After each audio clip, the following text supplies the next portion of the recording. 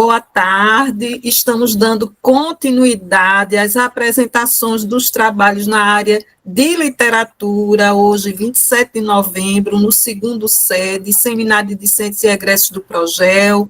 Temos agora o prazer de ouvir Josemar dos Santos Pereira, bolsista do CNPq, orientado pelo professor Dr. Iede de Oliveira Paz, que está aqui conosco acompanhando a apresentação, e a apresentação da pesquisa Literatura Afro-Brasileira na Escola, Intertextualidades com a poesia da queridíssima Odailda Alves. Fica à vontade, Josemar. Olá, muito boa tarde. Meu nome é Josemar dos Santos Ferreira, certo? Sou orientando do professor Dr. Iede de Oliveira Paz, como bem disse a professora Ivanda. E venho trazer aqui para vocês um recorte do que eu venho estudando acerca da literatura, da poesia, né, de Odailda Alves, que está aí contemplada, né, como uma produção de literatura afro-brasileira. E aqui nós temos, pois, nossos tracejos que iremos perpassar, né, a cada slide. Então, nós vamos ver algo do que tange a literatura afro-brasileira, em seguida, as escrevivências e a poesia de Odailda Alves, consequentemente, educar a partir da perspectiva antirracista, a Lei 10.639, de 2003, e a abordagem com foco nas intertextualidades, que é o objetivo deste trabalho, né? Nós percebermos quais os impactos que a poesia de Odailda Alves na aula de literatura nos possibilita a partir justamente dessas intertextualidades e o que seriam essas intertextualidades que vamos ver mais adiante. Então, já pontuando com relação à literatura afro-brasileira, trago uma contribuição do Duarte, que nos diz o seguinte: a literatura afro-brasileira é uma tradição militante vinculada ao movimento negro, como demonstra Florentina da Silva Souza. E ao lado dessa perspectiva sobressai o tema do negro, enquanto individualidade e coletividade, inserção social e memória cultural.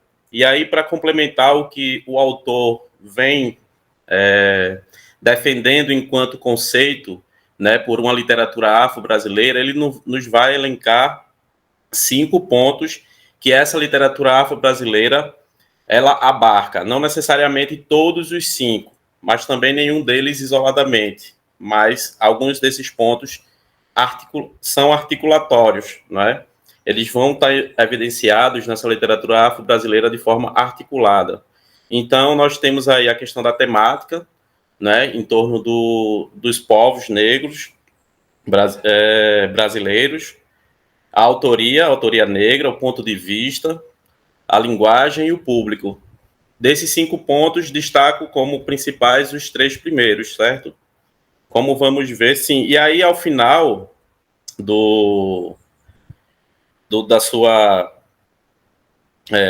quando o autor discorre, ao final de sua perspectiva com relação a defender esse termo literatura afro-brasileira, nos diz justamente o que eu estava ressaltando há pouco. Impõe-se destacar, todavia, que nenhum desses elementos propicia o pertencimento à literatura afro-brasileira, mas sim o resultado de sua inter-relação. Então, não basta o texto ser escrito por um autor negro, não basta ter aquela temática, mas nós temos que ter, no meu ponto de vista, ao menos aqueles 3 primeiros pontos interligados, correlacionando-se para, assim, a gente ter uma literatura afro-brasileira.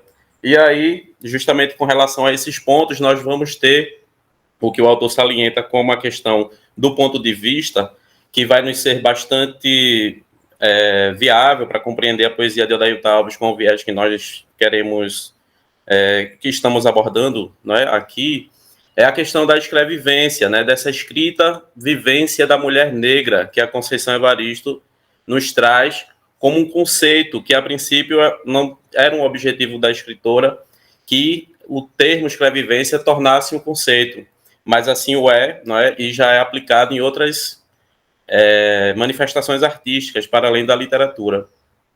Então, a escrevivência, em sua concepção inicial, se realiza como um ato de escrita das mulheres negras, como uma ação que pretende borrar, desfazer uma imagem do passado em que o corpo voz de mulheres negras escravizadas tinha sua potência também sob o controle dos escravocratas, homens, mulheres e até crianças. E aí nós temos mais algumas questões aqui sobre a escrevivência, que eu não irei ler, por uma questão de tempo, que nós ainda teremos que nos debruçar sobre a poesia propriamente dita de Odailton Alves. Então, aqui, com relação à escrevivência, nós vamos ter a questão da escrita negra, a questão da temática negra, a questão do ponto de vista mulher, né? E já adentrando para a gente ler os poemas que selecionamos para esse momento, não é? Ilustrando aí a poesia de Odailton Alves, temos aqui, pois, pensando numa proposta de leitura reflexiva, de abordagem com foco nas intertextualidades no ensino de literatura brasileira a partir da poesia de Odailton Alves. Então, Odailton Alves nasceu no Recife, morou na favela de Santo Amaro, né? Acho que alguns de vocês conhecem onde fica Santo Amaro. Atualmente faz doutorado em Linguística na UFPE, certo? E é a escritora que estudo no Progel. Então, o primeiro poema que selecionamos para esse momento é Racismo Institucional, que nos diz: a escola é a artéria que alimenta bravamente o racismo institucional. Lá desde cedo, quando mais escura é a pele, maior é a chicotada. E tudo é tão normal, a incomodada que se muda e a escola continua muda, enquanto ecoa o preconceito racial. Cabelo duro, macaca, bicuda, carvão, escrava, saci, e a negra prejudica o senso, diminui o IDEB, pois foi mais um a desistir. Para essa velha doença não bastam leis no papel, nem discurso verbal. Há séculos ela corrói, mata, segrega. A solução? Algo assim, bem surreal. Ampolas da 10.639, de 2003, talvez direto na veia ela atinja a mente e destrua para sempre o genocídio racial. E o segundo poema é Consciência Negra, que diz o seguinte: as portas do novembro abertas e ouve-se o bocejo da consciência adormecida. Nas escolas soam os tambores, maracatus e capoeiras, que passam o ano esquecidas, desfilam nos pátios e praças, maquiando a lei duramente estabelecida. Parem! Negro não é folclore, e o sofrimento diário e o racismo com suas feridas que pulsa na sala de aula? Cadê as belezas da África e a literatura do meu povo, seus heróis e suas lutas? Minha cultura é linda, meu tambor tem axé, mas não adianta rufar numa instituição que ainda não respeita sua fé. Silenciem essa cultura racista, não quero ser o exótico, o erótico, mulatas sambando para turista. A consciência deve ser alimentada a toda hora, a todo instante, e é consciência negra sim, nada de consciência humana. Pois nesse solo derrapante, quem cai é negra, preta, sejamos bem francos. Fazer o que numa escola que não me representa? Melhor desistir e lavar prato de carro de branco. Fazer o que numa escola onde minha história é silenciada? Lá eu sou escrava, vinda da senzala e só. Minha beleza é ridicularizada, meus orixás viram demônio e a angústia dá um nó. Minha negritude pede respeito. Quero mais que um currículo novo, quero professores formados e sala de aula sem preconceito. E aí, os dois poemas de Odailton Alves nos exemplificam, são trazidos para nos exemplificar justamente a abordagem de sua poesia e as relações que os textos têm, que eles se conversam, que eles dialogam, né? Então, para além dessa questão da abordagem da poesia de Odailton Alves em sala de aula, na perspectiva que nós trazemos, nós também temos a questão da aplicação da Lei 10.639, que torna obrigatório o ensino da história e da cultura africana e afro-brasileira nas escolas, certo? Então, seguindo, nós vamos ter a contribuição de Botelho, que nos vai corroborar justamente com um olhar para a aplicabilidade dessa lei, que nos diz o seguinte: para que negras e negros possam ser valorizados e respeitados, é importante que a história e cultura afro-brasileira e africana venham se tornar realidade nos currículos escolares em todos os níveis e modalidades de ensino, que o discurso da igualdade saia do abstrato e se torne verdade nas práticas educacionais, onde as raças se respeitem e somem forças para a construção de uma sociedade mais justa. De modo que Botelho nos direciona para nos abriu os olhos de que a questão com o racismo, a questão antirracista, não é só uma questão de luta dos negros, não é só algo que vem aí desde o movimento negro, né, cobrando, lutando por leis, por políticas públicas, etc., mas também de toda uma sociedade de brancos também aí, principalmente, né, envolvidos para que nós possamos cada vez mais desconstruir esse racismo que é tão presente ainda em nosso país. E também mais adiante nós vamos agora na questão da intertextualidade, utilizando-nos das ideias de Có e Elias, trazer o seguinte, que identificar a presença de outros textos, né, a questão da intertextualidade nos remete a isso que temos aqui, identificar a presença de outros textos em uma produção escrita depende e muito do leitor, do seu repertório de leitura e do seu repertório de leitura. Para o processo de compreensão e produção de sentido, esse conhecimento é de fundamental importância.